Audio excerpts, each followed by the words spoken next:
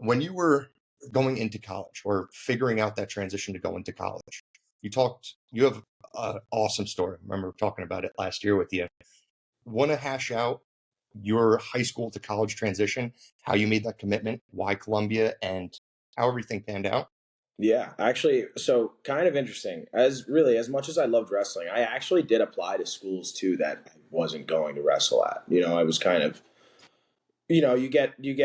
so what, wrestling ends in March for us, and then we've got April, May, June of just doing whatever we wanted.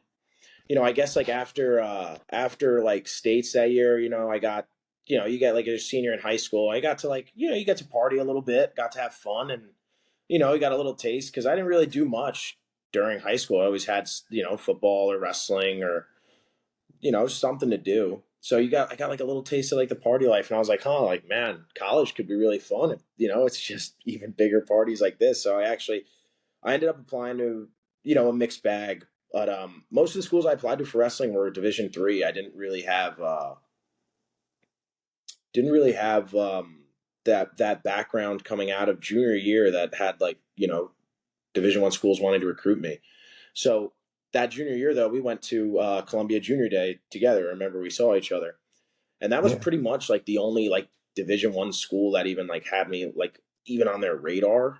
And we went to Junior Day, and that was when Columbia announced their coaching transition. So they went from they had this old staff that all left, and they hired a brand new staff.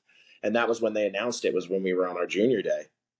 So then I went in September. Coach Tonelli followed up with me, and he gave me a call, and we were talking about it, and he actually ended up telling me that he thought they were taking their recruiting in another direction, and they were kind of done recruiting me. So mm, I was like, all right, well, I'm not getting into Columbia without any help. So that was just a school off of my list. So I was applying to D3 schools. Like Stevens Tech was my number one school that I was pretty much going to go to after that. And that was like wrestling. But other than that, I applied to like UCLA, Clemson, um, like, schools like Northeastern, NC State. I just wanted to, that was it. At that point, at that stage of the game, it was just kind of one of those things. I didn't think wrestling was for me. And I didn't know if I had the commitment to just be doing D3 wrestling, if that makes sense. I didn't know if I wanted to do that. And then so December 20th, 21st is Beast of the East. So we went down to Beast of the East, and like I said, I placed in Beast of the East. And in the quarterfinals, I wrestled Brandon Key, who was like Columbia's like number one recruit, like coming into that year. He was also going to Columbia. And I wrestled Brandon Key to like a 5-4 match, and it was a good match. I mean, I didn't really have a chance to win, but I wrestled really well. I got a takedown on him, and it was a good match. And actually, it's funny. I got a text from Tonelli on my phone that said, "Did you watch Bonino Key? Pretty interesting." And he sent that text to me, not probably like obviously meaning to send it to someone else. And I remember I responded, and he never responded after that. I was like, "Oh, I think you sent the wrong text," and he never responded after that. But I want to say it's December 26th or maybe on Christmas. I don't remember which day exactly. But then I got a call from Tonelli, and he was like, "Hey man, like you sent in your application?" And I was like, "No, what are you talking like sending my application?" I was like, "You said you were taking it a different route. Like I didn't apply anymore. I don't have a chance to get in like, without any help." It's like, "Oh, well, we've had a little change in like the upper weights we're recruiting. Like I think we might have a spot for you." He was like, "Wait, let me give you a call back." So he hung up, he called me back, and he goes, "All right." He goes, "We don't have a specifically allocated spot." He was like, "But I can get you a preferred walk on, like notice on your application." He was like, "If you want to apply." And I was like, I mean, yeah, I'll take it. Like I gotta apply now.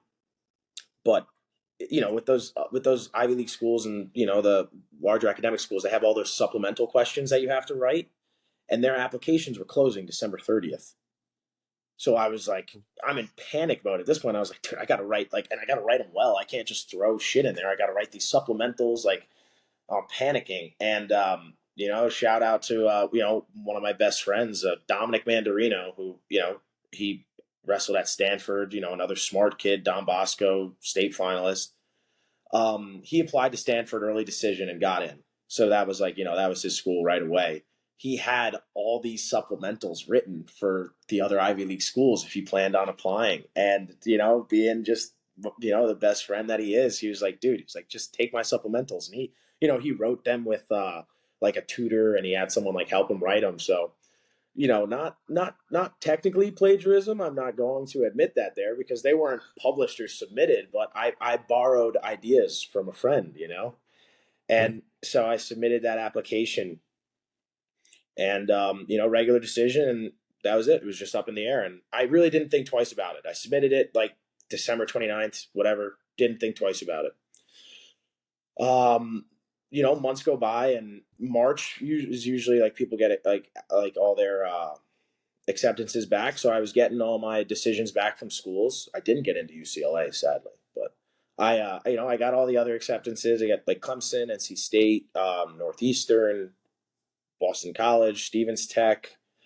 I think I applied to like Gettysburg, and I don't know, a few other like D3 schools for wrestling. And Stevens was my number one pretty much.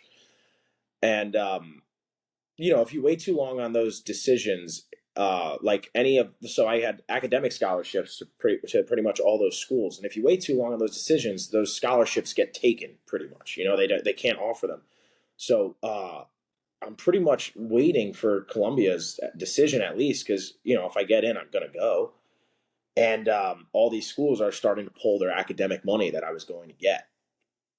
And I'm waiting, and Stevens is like, the Stevens coach is kind of on my ass. He's like, dude, we need to know now. He's like, I can't hold the money for you that long. Like, it's gonna go, it's gonna go. And I kind of like, being immature and 17 at the time, I kind of just like ghosted him because I didn't know what to do. And he just texted me one day, and he goes, the money's gone. Like, if you want to come, you can come. Like, I'm sorry, I tried. Like, you're not talking to me, whatever. And pretty much at that point, like I said, blue collar family. My dad's a union worker. My mom's a preschool teacher. We can't afford. I couldn't afford to go to those schools without any help. So, it's kind of looking more or less like a community college 2 year route for me at this point. And I got nothing. And so April 1st rolls around, and I'm in class. I'm in like, I don't know, like AP Psych or something. And I got a call from Tonelli, and I missed it. So I went to the bathroom, and I go to get the call. And he's like, "Hey man, like, how you doing? Like, you see any decisions yet? Did they mail it? Did everything?" He's like, "Did you check the online portal?" And I was like, I couldn't get into the online portal. So the decision came out, but I couldn't get into the online portal for whatever. I forgot my password. I couldn't reset it.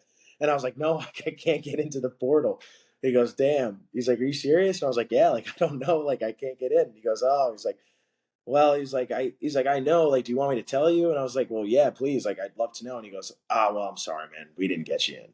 And I was like, I like remember my fucking heart dropped. I was in like the bath. I was in like the boys' bathroom. My heart like sank, and I was just so devastated.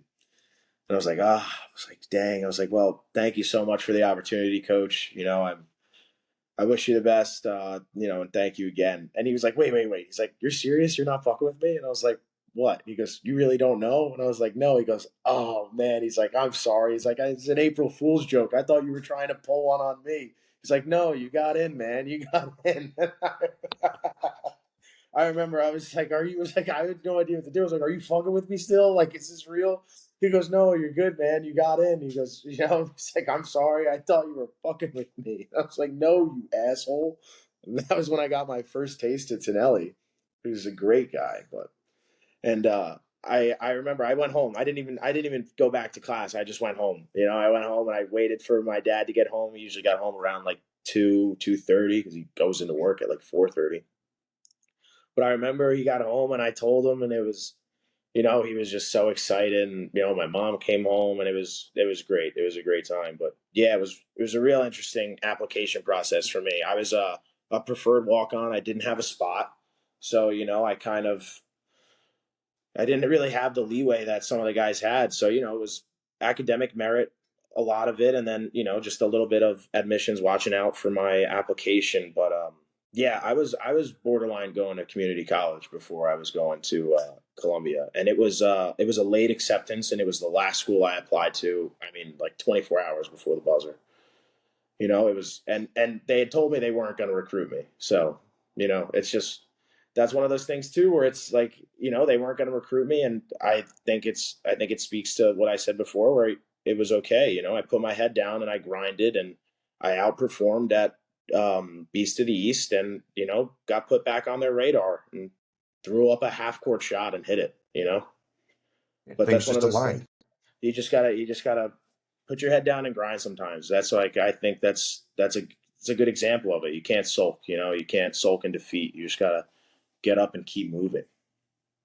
Well, things were aligning for you, man. You were doing something right. You were committed. Dude, I did, yeah, really. The universe worked out for me on that one. And I had that outlook, I love one of my favorite quotes, is one of my favorite quotes. It's from a stupid movie, but it's the universe is conspiring to make me happy.